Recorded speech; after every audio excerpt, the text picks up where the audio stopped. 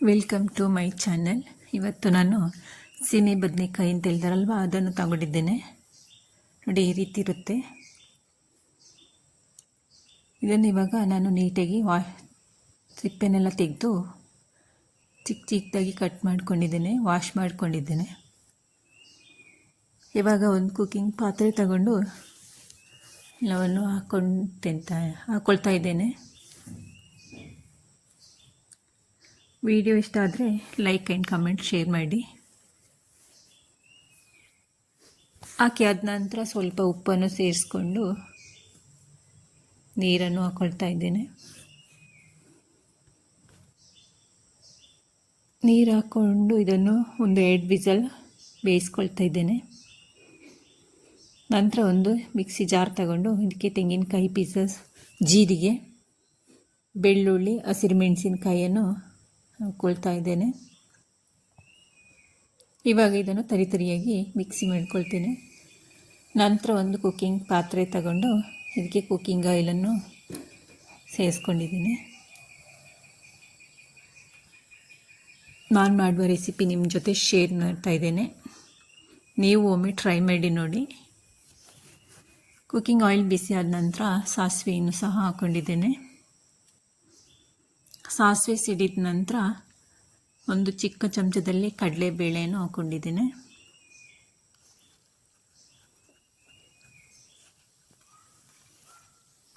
ಇದು ಸ್ವಲ್ಪ ಫ್ರೈ ಮಾಡಿಕೊಳ್ಬೇಕು. ಫ್ರೈ ಆದ ನಂತರ ಕರಿಬೇವಿನ ಎಲೆಯನ್ನು ಹಾಕ್ಕೊಳ್ತೇನೆ. ನಂತರ ಕಟ್ ಮಾಡಿರುವಂಥ ಈರುಳ್ಳಿಯನ್ನು ಸೇರಿಸ್ಕೊಳ್ತಾ ಇದ್ದೇನೆ.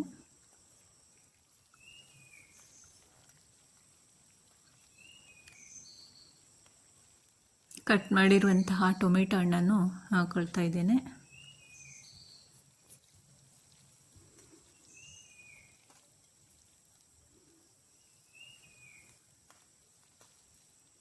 ಹೊಸದಾಗಿ ವಿಡಿಯೋ ನೋಡುವವರು ಸಬ್ಸ್ಕ್ರೈಬ್ ಮಾಡಿಕೊಂಡು ವಿಡಿಯೋವನ್ನು ವಾಚ್ ಮಾಡಿ.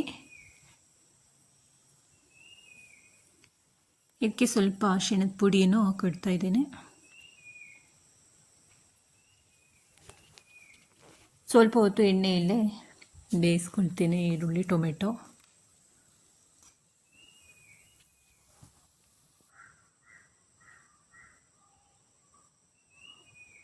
ನಂತರ ಇದಕ್ಕೆ ಮಿಕ್ಸಿ ಮಾಡಿರುವಂಥ ಮಸಾಲೆಯನ್ನು ಆ್ಯಡ್ ಮಾಡ್ತಾ ಇದ್ದೇನೆ.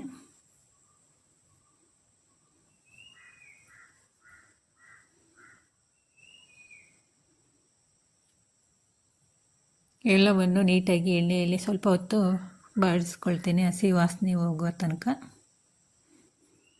ಸ್ವಲ್ಪ ಉಪ್ಪಿನ ಪುಡಿಯನ್ನು ಹಾಕ್ಕೊಂಡಿದ್ದೇನೆ.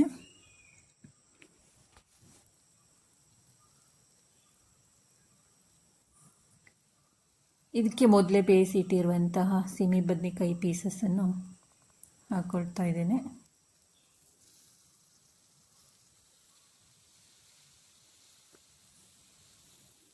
ಹಾಕ್ಕೊಂಡು ಎಲ್ಲವನ್ನು ಮಿಕ್ಸ್ ಮಾಡಿಕೊಳ್ಬೇಕು. ಸ್ಲಿಮ್ಮಲ್ಲಿಟ್ಟು ಮಿಕ್ಸ್ ಮಾಡ್ಕೊಳ್ತಾ ಇದ್ದೇನೆ.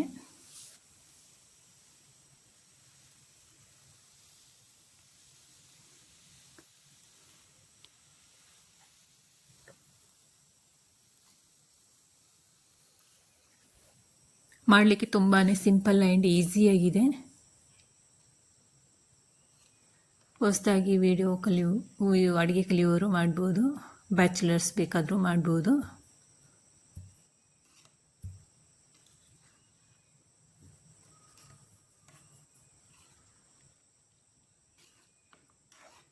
ಇದಕ್ಕೆ ನಾನು ಸ್ವಲ್ಪ ನಿಂಬೆಹಣ್ಣಿನ ರಸವನ್ನು ಸಹ ಸೇರಿಸ್ಕೊಂಡಿದ್ದೇನೆ.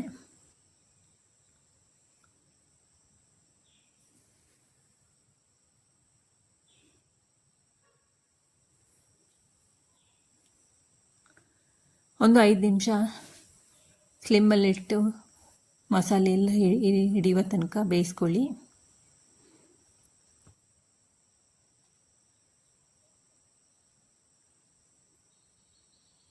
ನಂತರ ಫೈನಲಿ ಈ ರೀತಿ ರೆಡಿ ಆಯಿತು ನೋಡಿ. ವೈಟ್ ರೈಸ್ ಸೈಡ್ ಡಿಶ್ ಆಗಿ ಉಪಯೋಗಿಸ್ಬೋದು. ಚಪಾತಿ ಜೊತೆನೋ ಅಕ್ಕಿ ರೊಟ್ಟಿ ಜೊತೆನೋ ಒಳ್ಳೆ ಕಾಂಬಿನೇಷನ್ ಆಗಿದೆ. ಇವಾಗ ನಾನು ಸರ್ವ್ ಮಾಡ್ತಾ ಇದ್ದೇನೆ. ನೋಡಿ ಎಷ್ಟು ಸೂಪರಾಗಿ ಬಂದಿದೆ ಅಂತ.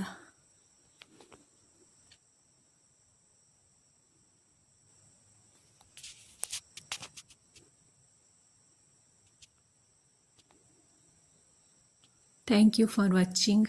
ಎಲ್ಲರಿಗೂ ಬಾಯ್.